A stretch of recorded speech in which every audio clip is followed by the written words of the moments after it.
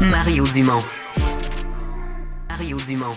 On en parlait hier, vive tension entre Québec et Ottawa au sujet de l'immigration temporaire et la réunification familiale.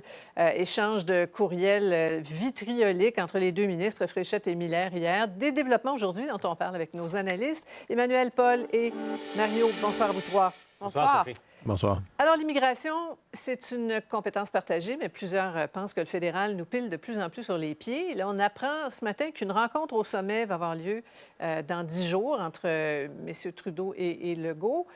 Mario, est-ce qu'on va enfin faire éclater l'abcès? Est-ce que tu as espoir? Ouais, c'est bien qu'il y ait une rencontre. C'est bien aussi qu'elle soit pas remise au calendrier grec. Là, ça se fait quand même rapidement. M. Legault l'a demandé, je pense, la semaine passée, puis ça a lieu le 15, donc à la fin de la semaine prochaine. C'est une bonne nouvelle. Mais ça va prendre des résultats, là, sincèrement. Moi, je vois deux fronts sur lesquels ça va prendre quelque chose. Les demandeurs d'asile en nombre, leur répartition par rapport aux différentes provinces du Canada, les chiffres qu'ont présenté le gouvernement du Québec, entre autres le débordement dans les écoles, il y a un problème au Québec. Et je pense que ça va prendre des résultats là-dessus. Et aussi sur l'argent. Il reste que le Québec a présenté une facture, quand même avec des arrérages sur 2 ans et demi, 3 ans en arrière, 1 milliard total la facture. Alors ça va prendre, M. Trudeau se présentera peut-être pas là avec le chèque dans ses poches, là, mais au moins un sentiment qu'il y a un déblocage, qu'on va étudier les factures et que le fédéral va avancer, va rembourser des sommes. Là. Ouais, j'essaie de lire sur ton visage, Emmanuel, tu n'as pas l'air convaincu. Oui, bien, je pense que pour le milliard, M. Legault est mieux d'être patient. Là. Mme Freeland va déposer son budget le 16 avril prochain et je ne suis pas sûre qu'il y ait la marge de manœuvre. Sur le fond, moi, je dirais cependant que les deux ont besoin d'une victoire à l'issue de cette rencontre-là. Pour M. Trudeau, il est en train de perdre des plumes de manière absolument fulgurante ici au Québec. Donc, il faut qu'il soit capable de montrer que son gouvernement n'est pas paralysé et prisonnier d'une idéologie qui n'est pas au diapason de l'électorat québécois.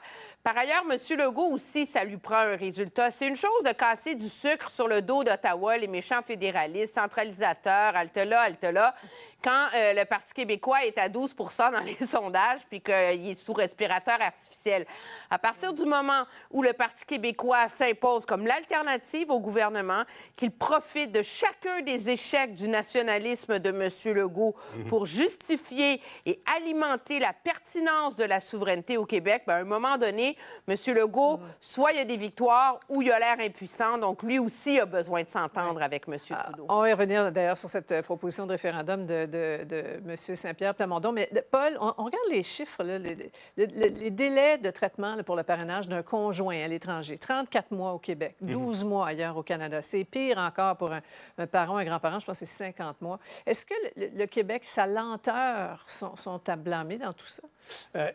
Cet aspect-là particulier du grand problème de la gestion de l'immigration au pays, parce que c'est un magma, un fouillis. Personne ne sait exactement c'est quoi le nombre exact et puis comment ça fonctionne. La réalité, c'est celle-là. Mais la riposte d'Ottawa, elle est venue sur cet aspect particulier, au plan humanitaire, la réunification des familles. C'est de responsabilité d'Ottawa, mais Québec a son mot à dire là-dedans. Et là, il y a eu, comme, je ne sais pas comment le qualifier, un retour de feu, un effet boomerang. Québec s'est fait prendre à son propre jeu. Et là, on comprend que s'il y a de si longs délais, c'est à cause de Québec.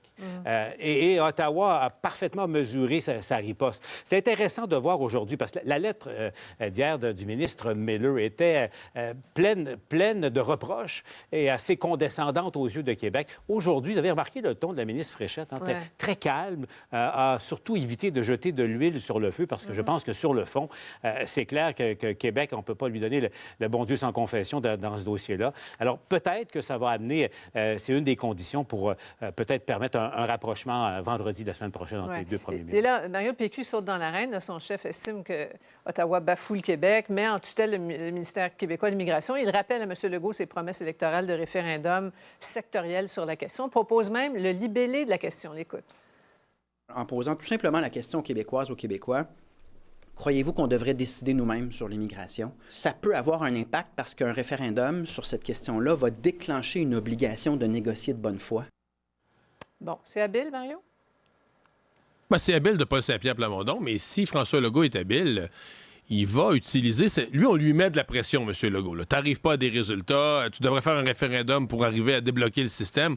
Mais lui, François Legault, il peut l'utiliser, cette pression-là, la porter. Tu sais, Robert Bourassa faisait ça tout le temps. Là, Robert Bourassa allait négocier avec Ottawa et jouait toujours la carte. Hey, moi, j'ai besoin de résultats. Là, j'ai le PQ en face, puis le PQ est à 40 quelques % des sondages, tu sais, à l'époque.